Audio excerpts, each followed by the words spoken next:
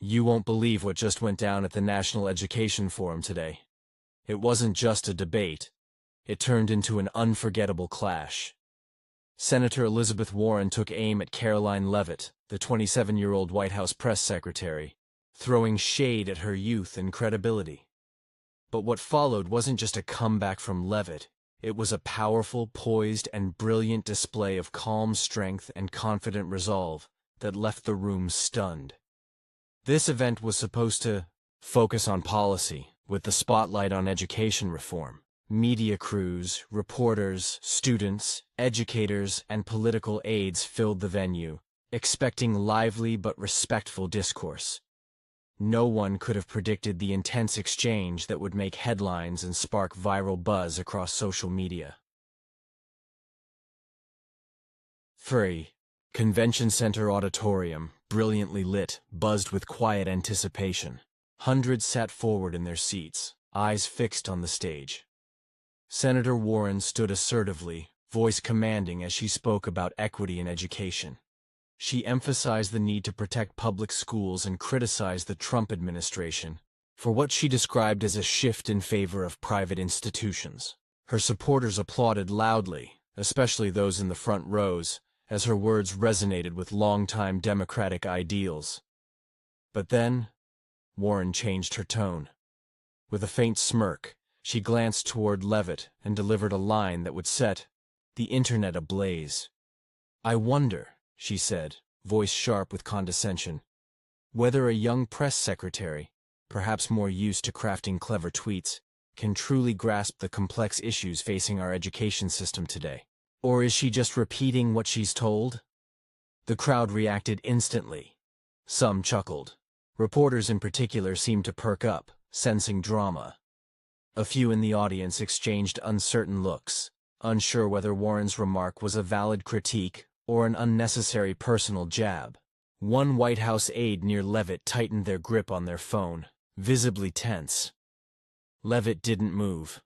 On the outside, she appeared calm, but inwardly, her past surged forward in vivid clarity. She remembered growing up in New Hampshire, in a modest working-class household. Her parents instilled in her a belief that education was the great equalizer. She had fought hard, earning scholarships, working late into the night, rising through political ranks where many dismissed her as too young. Even during Trump's campaign, a senior advisor once doubted her capabilities. But every slight had only fueled her ambition. So as Warren's remarks echoed through the auditorium, Leavitt didn't flinch, but she felt a fire stir deep within her. It wasn't the criticism that bothered her. It was the dismissive tone, the implication that youth equals ignorance. She took a breath and scanned the room. Among the crowd, she caught the hopeful gazes of young attendees who looked up to her. This moment, she realized, wasn't just personal. It was about every young person who'd ever been told they weren't enough. Warren, emboldened by the laughter from some in the crowd, pushed further. Her voice rose. "This administration seems to treat education policy like a media strategy. A clever post on social media doesn't replace real credentials. I'm not convinced Ms. Leavitt has the experience to speak for millions of American students." The insult landed with force. Ripples of unease moved through the room. A progressive journalist jotted notes rapidly, while a conservative commentator shook their head, clearly disapproving of the attack. A sense of anticipation filled the air. Everyone knew Leavitt would respond. It was only a matter of when. And they were right. Before Leavitt could speak, Warren added one more jab. "Perhaps we should let those with real experience lead this discussion." This time the reaction was mixed. Some laughed, others remained silent, feeling the tension rising. Leavitt raised her chin slightly, eyes locked on Warren. She wasn't intimidated. She remembered something Donald Trump once told her. "People will try to make you feel small, but you've got fire, use it." That fire now lit her from within. Leavitt adjusted her microphone. Her movements were calm, deliberate. The crowd leaned in. A Fox News camera zoomed in. A student in the back row clenched their fists in quiet support. The energy in the room shifted. This was the moment. Her voice rang out, composed yet firm. "Senator Warren," she began, "I stand here not because of my age or because of clever posts online. I stand here because I've worked relentlessly to advocate for a future where every child has a shot." She paused. The silence in the room was deafening. Her gaze swept across the room and landed on a group of students, wide-eyed, attentive. If we only allow those who've been in the system for decades to speak on education, then we've misunderstood what it means to learn, and what it means to lead. A wave of murmurs rolled through the crowd. Warren's allies shifted uncomfortably, while others nodded in approval. Leavitt's tone warmed. She began to speak not as a political figure, but as someone who lived what she preached. "I grew up in a town where we fought for every educational opportunity. My parents believed in the power of education to change lives. I worked hard, earned scholarships, graduated, and stepped into service. I'm not here to boast. I'm here to make sure kids in every corner of this country get the same chance I had." Applause broke out, first scattered, then steadily growing. A student stood and cheered, inspiring others to do the same. Even Warren, on the other side of the stage, seemed caught off guard. She glanced at her notes, visibly unsettled. Leavitt pressed on. "This administration believes in giving parents choices. Public schools, private, charter, vocational. That's not division. That's fairness. If that's what you call inexperience, then I call it vision." The room erupted. Not just Trump loyalists, but even some independents and skeptical observers began to applaud. One local journalist scribbled, furiously, clearly aware they were witnessing a defining moment. Leavitt then turned directly to Warren. Her voice dropped slightly, but the words hit with precision. "Senator, I respect your experience, but experience shouldn't mean holding onto systems that haven't worked for decades. Innovation starts by listening, really listening to students, teachers, and parents. That's how we change education." A young teacher in the middle section stood up and clapped hard. A ripple of cheers followed. For the first time that evening, Senator Warren appeared to falter. She looked down, scanning her notes, her usual confidence slightly dimmed. Sensing the power of the moment, Leavitt gave her closing words, delivered not as a rebuttal, but as a declaration. "I'm not here to debate age or background. I'm here to make sure every child in every town and city has the chance to dream, and the tools to achieve those dreams. If we truly care about education, let's begin with mutual respect, not empty criticism." Thunderous applause filled the room.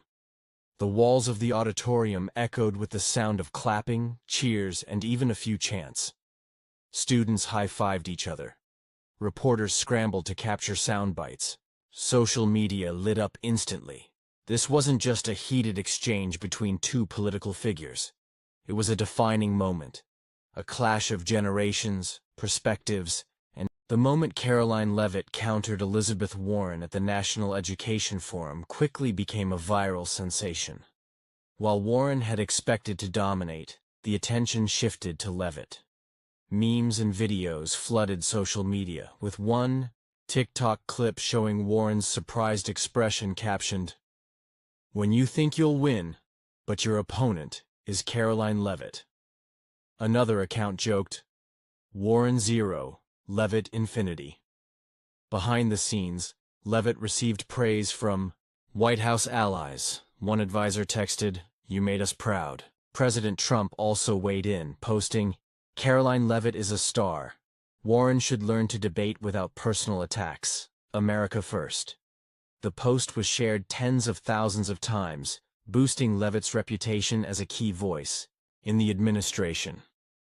Still, some progressive commentators acknowledged Leavitt's composure, but criticized her defense of Trump-era policies. One article said, "Leavitt may have won the moment, but she's masking harmful policies. Despite critiques, her sharpness and confidence stood out. Back in her office, Leavitt smiled at a message from her mother.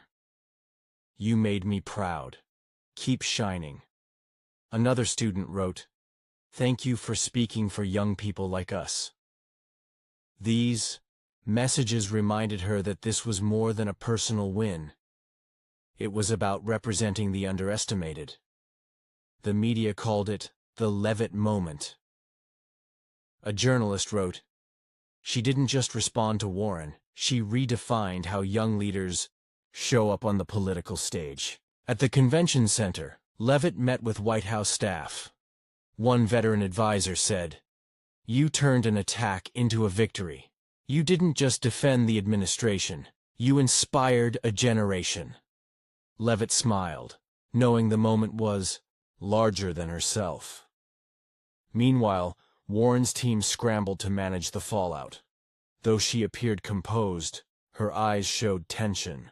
Her aides watched social media hashtags like Leavitt vs. Warren trending. "We need a stronger message," one whispered. Warren nodded quietly, saying, "I didn't expect her to respond like that." Warren's account soon posted about her commitment to public education. But that message was buried beneath praise for Leavitt. They had underestimated their opponent. Inside the White House, excitement grew. A senior advisor texted, "You just made history." Soon after, Trump posted, "Again, Karoline Leavitt is a true warrior. Warren tried, but truth and youth won." Outside, reporters swarmed Leavitt. Asked how it felt to face Warren, she responded calmly, "I'm not here for personal fights. I'm here to speak up for America's kids." The clip aired on national news, cementing her image. A conservative analyst said, "She redefined young leadership."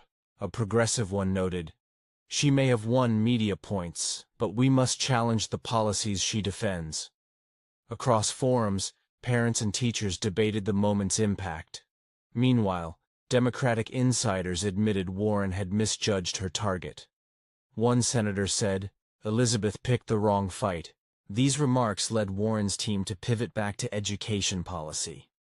Back at her desk, Leavitt didn't dwell on the spotlight. A colleague messaged, "You just set a new standard for press secretary." She replied, "I'm just doing my job." But deep down, she knew the public now saw her not just as a spokesperson, but a future leader. Her confrontation with Warren became a symbol. Students had cheered her, and their voices motivated her. Teachers in Texas used her clip to inspire students. A parent in Michigan wrote that Leavitt reminded her that education should empower families. Warren's image took a hit, not enough to damage her career, but enough to spark conversation. A commentator wrote, "Warren is a fighter, but this time, she miscalculated." Leavitt reflected on how far she'd come. The moment had confirmed that leadership wasn't about attacking others. It was about lifting the conversation. As she read a message from a young student, "You gave me courage," she felt the weight of responsibility. She wasn't chasing fame. She was fighting for those unheard. This wasn't just a moment. It was a movement.